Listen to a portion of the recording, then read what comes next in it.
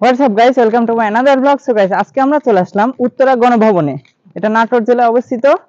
So guys, চলুন সম্পূর্ণ উত্তরা গণভবনটি আপনাদেরকে এখন ঘুরে দেখাবো।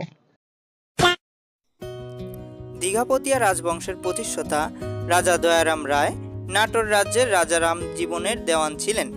দীঘাপতিয়া রাজবংশের প্রতিষ্ঠাতা দয়ারাম রায় 1860 থেকে 1660 সাল প্রায় 43 একর জমির ওপর দীঘাপতিয়া প্রাসাদের মূল অংশ ও সংলগ্ন কিছু ভবন নির্মাণ করেন। রাজবংশের ষষ্ঠ রাজা প্রমথনাথ আমলে 1897 সালের 10 জুন নাটোর ডেমরার 3 দিনব্যাপী বঙ্গীয় প্রাদেশিক কংগ্রেসের এক অধিবেশনের আয়োজন করেন। বিশ্বকবি রবীন্দ্রনাথ ঠাকুর অনেক বরেন্দ্র ব্যক্তি এই অধিবেশনে আমন্ত্রিত অতিথি হিসেবে যোগ দেন।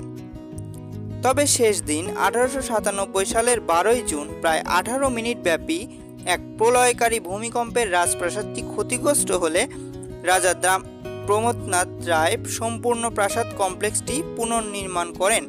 রাজা প্রমথনাথ রায় চারদিকে সীমানা প্রাচীর দিয়ে বেষ্টিত রাজবাড়ির ভেতরে বিশেষ কারুকার্য খচিত মূল ভবন সহ ছোট বড় মোট 12টি ভবন নির্মাণ করেন।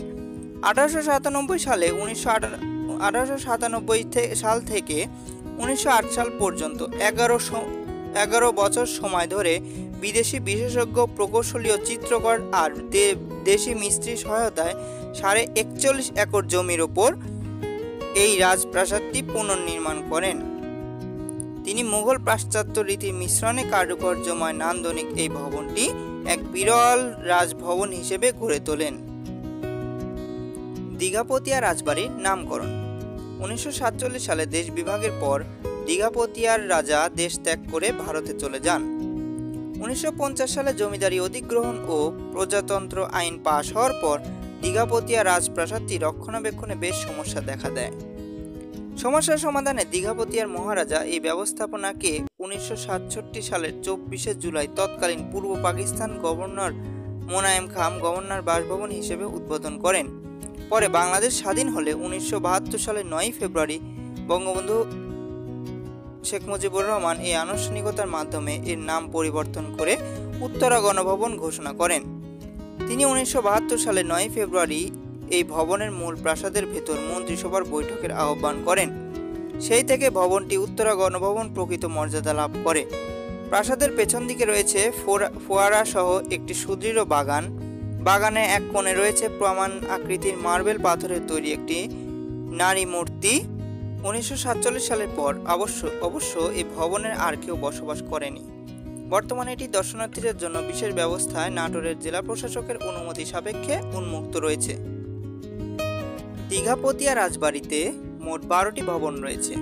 এগুলো হলো প্রধান প্রাসাদ ভবন, কুমার প্রাসাদ, প্রধান কাচারি ভবন ও 3টি কর্তারানী বাড়ি। প্রধান ফটক, রান্নাঘর, motor garage, driver quarter, staff quarter, কোষাগার ভবন ও সেন্ট্রি বক্স। মূল ভবন সহ অন্যান্য ভবনের দরজা জানালা সব মূল্যবান কাঠ দ্বারা নির্মিত। রাজবাড়ি এলাকাটি একটি পরিখা উঁচু প্রাচীর দ্বারা বেষ্টিত। এর পূর্ব পাশে একটি চারচালা বিশিষ্ট পিরামিড আকৃতির প্রবেশ পথ রয়েছে। এটি উপরের দিকে ক্রমশ সরু হয়ে ঘর বিশিষ্ট টাওয়ারে শেষ হয়েছে। এটি 3 তলা সারিবদ্ধ খিলন পথ ও সর্বোচ্চ তলার ঘড়ির পাশে দুটি বৃত্তাকার চত্বরের উপস্থিতি দ্বারা আরও বৈশিষ্ট্যমণ্ডিত হয়েছে। দীঘাপতিয়া রাজবাড়ির মূল প্রাসাদটি পূর্বমুখী একতলা ভবন।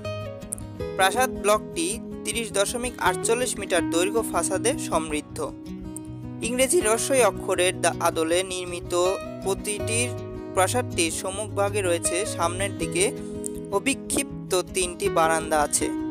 ফাসাদের সমস্তটাই প্লাস্টারের মাধ্যমে অঙ্কিত ফুলাংশায় শোভিত। প্রাসাদটি প্রশস্ত উঁচু একটি হল ঘর আছে। এর শীর্ষে প্রায় একান্ত গম্বুজ আছে। কক্ষটির উচ্চতা প্রায় 7.62 মিটার। এ গম্বুজের নিচে হলঘর পর্যাপ্ত আলো বাতাস আসার ব্যবস্থা রয়েছে। হলঘরের মাঝখানে রাজার আমলে তৈরি বেশ কিছু আসবাবপত্র রয়েছে। এছাড়া হল রুমে কারুকার্য খচিত একটি বড় সোফা, যাতে একসঙ্গে 4 লোক বসতে পারে, সেই সোফায় বসলে দেয়ালে আটকানো আর আয়নার প্রত্যেক ঘরকে দেখতে পায়। উত্তরা গণভবন উচ্চ পর্যায়ে কোনো সভা হলে এই রুমেই হয়। ওপরে রয়েছে ঝাড়বাতি। হলরুমের পাশে আরেকটি ঘর, পাশের রান্নাঘর থেকে সরাসরি আসা যায়। এই ভবনে এক পাশে ঘর রাজসিংহাসন অবস্থিত, তার পাশের ঘরটি হলো রাজার শোবার ঘর। এখানে রাজার খাটটি আছে। প্রাসাদের এই ব্লকটি 9টি শয়নকক্ষ, একটি অভ্যর্থনা হল, একটি ডাইনিং হল ও একটি সম্মেলন কক্ষ রয়েছে। প্রাসাদের দক্ষিণে ব্লকটিও এই রকম ইংরেজি ই অক্ষরের আদলে পরিকল্পিত। এর সামনে ঝর্ণা সমৃদ্ধ একটি আকর্ষণীয় বাগান আছে। 4 কোণের ফাঁকা চত্বরে প্রমাণ সাইজের মার্বেলের নারী ভাস্কর্য আছে।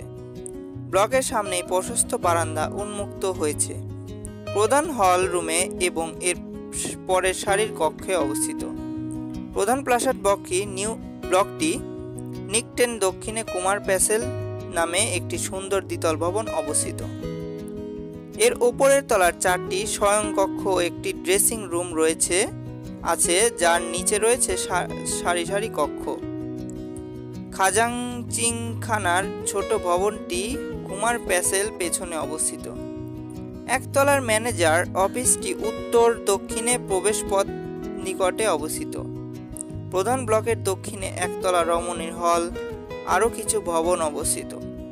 অতিথি ভবন, আস্তাবল, কর্মচারী কোয়ার্টার ইত্যাদি সবকিছুই সময়ের সাথে সাথে 1897 সালের ভূমিকম্পে ধ্বংস হয়ে যায়। দীঘাপতিয়া রাজবাড়ির পরিবেশ। প্রাসাদের ভেতর বহু প্রাচীন ও দুর্লভ প্রজাতির গাছের সমাবেশ ও সমারোহ। ঢাকার জাতীয় স্মৃতিসৌধে শোভাবর্ধনকারী রোপণকৃত ফুল, ব্রাউনিয়া ও ককেসিয়া এখানকারই। এছাড়া অন্যান্য বৃক্ষের মধ্যে এখানে আছে রাজ আকোষ, সৌরভী, পরিজাত, হপাম্বলি, কর্পূর, হরিতকি, জ্যোষ্ঠীমধু, মাধবী, তারাঝরা, মাইকাস, নীলমণিলতা, হৈমন্তী সহ বিভিন্ন দুর্লভ প্রজাতির ফলজ ও ঔষধি বৃক্ষ। প্রাসাদের মধ্যে পরিখা, লকের পারে এইসব বৃক্ষের সমারোহ। ইংল্যান্ডের গার্ডেন উত্তরা গণভবন সর্বাধিক উল্লেখযোগ্য অংশ। বাগানটির আসবাবপত্র রাজা দয়ারাম ইটালি থেকে আনিয়াছিলেন। ছিপ হাতে কালো রঙের মার্বেল পাথরের মূর্তিটি উপভোগ। তো দর্শক মন্ডলী, আমার এই উত্তরা গণভবনের ভিডিও এইমাত্রই শেষ করলাম। ভিডিওটি কেমন লাগলো অবশ্যই কমেন্ট বক্সে জানাবেন এবং চ্যানেলটিকে সাবস্ক্রাইব করে আমার পাশে থাকবেন এবং ভিডিওটি বেশি বেশি শেয়ার করে দিন। ধন্যবাদ।